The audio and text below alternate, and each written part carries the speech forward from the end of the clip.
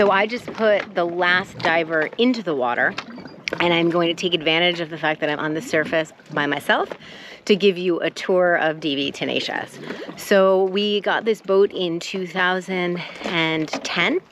So we are into our 13th year of diving, and there's been a lot of modifications over the years in order to make these operations offshore as comfortable and as efficient as possible. So here we are, DV Tenacious, welcome aboard. Here's our back deck.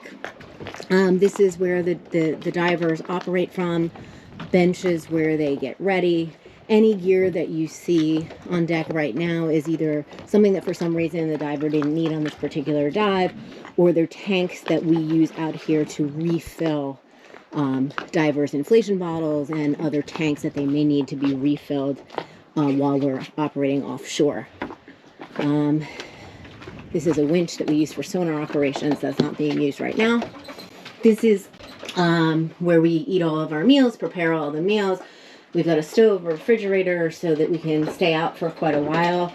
You have to pardon the mess because this is our 7th day living aboard this vessel. 7 people living on this boat for 7 days. So things get a little messy. Here is where we record what time the divers go into the water, what time they go out. You'll see here a strip for homework. That's not normally there, but on this particular expedition, we are participating in a scientific study being done in Italy about how repetitive deep diving under stress affects people at the cellular level, which is really interesting. But I have to remind the divers to do their homework before they go back into the water. So that's why that's there. So this is our helms. This is where we operate the boat from, where our radar is, where all of our navigational equipment is, and where we steer the boat. Down here is our bunk room. So this is where we sleep. That's my bunk on the top. This is where we sleep. We have 6 bunks that are really spacious and give people a lot of room to store their personal effects, as well as have a comfy place to sleep when we're operating out of this vessel for several days. I'm going to pop on up to the bow and show you what goes on up there. So working my way up the starboard side of our boat to the bow. So this is our bow, and from this pulpit that you can see in the front is where we would throw our anchor, haul our anchor, and that's pretty much what happens up here. This is how we drop anchor and haul anchor when we need to and when we're conducting operations. And it's a pretty amazing day out here. It's like a lake. And this is exactly how we like our ocean. Like a lake without a lot of current and without a lot of traffic. So coming down the side, you can see there are divers hanging in the water. Hanging is just another name for decompressing in the water.